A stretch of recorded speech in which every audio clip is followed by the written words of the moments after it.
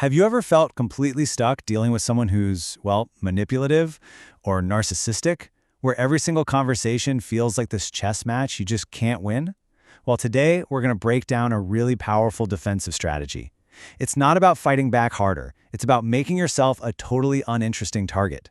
This is the gray rock method. I know. It sounds completely backward, right? Everything we're told is to stand up for yourself, be assertive, speak your truth. But what if, in some situations, the most powerful way to protect your own peace of mind is to just become boring? Let's dive into that. If you've been there, you know exactly what this feels like. It's this exhausting, endless cycle. You defend yourself, you explain your side, you react to their provocations, and it just leaves you drained. It's a game you can't win because it's designed to exhaust you. The secret isn't learning how to play the game better, it's understanding what the other player really wants.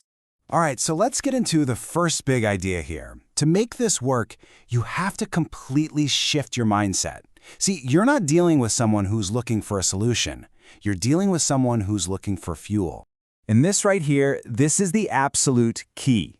Your reactions, your anger, your tears, your happiness, even you just getting defensive, it's all like currency to them. They honestly don't care if it's a good reaction or a bad one, as long as they get a reaction. It proves to them that they have power over you, that they matter, and that is their emotional supply. So that makes our strategy, in theory, incredibly simple. If they're thirsty for your emotional reactions, you just become an empty well. You turn off the tap. You starve them of the very fuel they run on, and eventually, they have to go look for it somewhere else. And that brings us to the method itself. So how do you actually become an empty well? Well, you do it by becoming a gray rock. Just think about that for a second. A gray rock on the side of the road. You're not trying to be invisible, you're just uninteresting. You're there, but you don't offer anything to grab onto. No drama, no exciting emotional hooks, nothing. You just become this neutral, kind of boring object in their world. Now, this is super important to get right. Gray rocking is not about being rude or hostile, and it's definitely not the silent treatment. Why? Because all of those things are still big emotional reactions. They're still fuel. Gray rocking is about being neutral. Think of it as a defensive shield to protect your energy, not a sword you're trying to use to win a fight. So let's get practical. How do you actually do this? It really boils down to three main things. First, you keep your emotions totally flat. Think monotone, factual responses. Second, you put that person on a strict information diet. Your dreams, your fears, your successes, they don't get to hear about any of it anymore. And third, you stop initiating contact. You only respond when you absolutely have to, and you do it with the least amount of energy possible. Okay, we have to talk about the hardest part. And honestly, this is where most people give up. So it's really important you know it's coming. When you first cut off their emotional supply, they don't just wander away. You need to brace yourself for what psychologists call an extinction burst. This isn't just them being difficult, it's a predictable psychological thing. Think about it. If a certain behavior always got them a reward, your reaction, and then suddenly the reward stops, the behavior doesn't just stop. It actually gets way more intense for a while. This analogy is just perfect.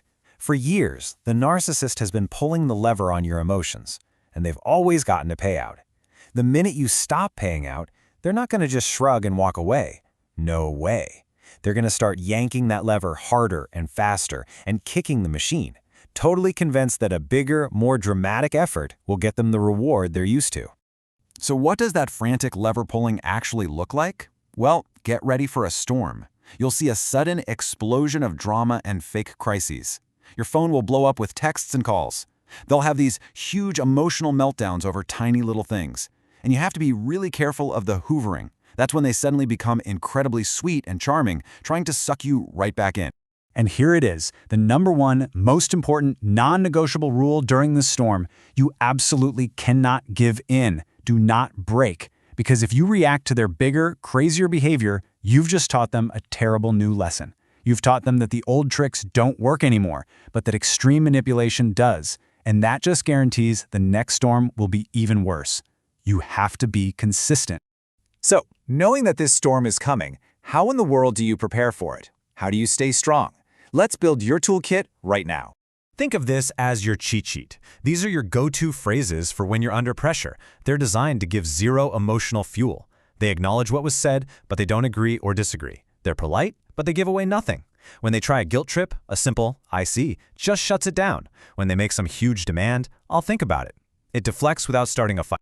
And at the same time, you get really strict about that information diet. You stop sharing anything personal, your true feelings, what you're planning for the future, your big wins, your struggles.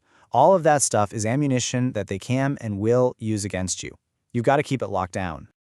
So let's put it all together. Here's your 5-step action plan for getting through the storm. Number 1, and we've said it before, stay consistent. Do not break.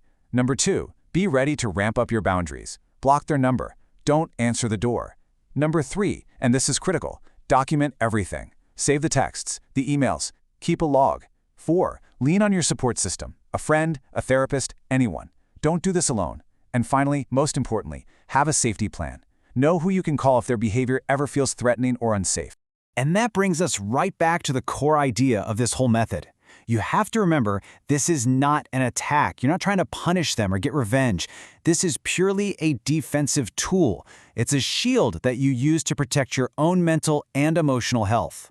So I'll just leave you with this question. Think about all the energy, all the time, all the peace of mind that you're currently pouring into this dynamic. What could you protect?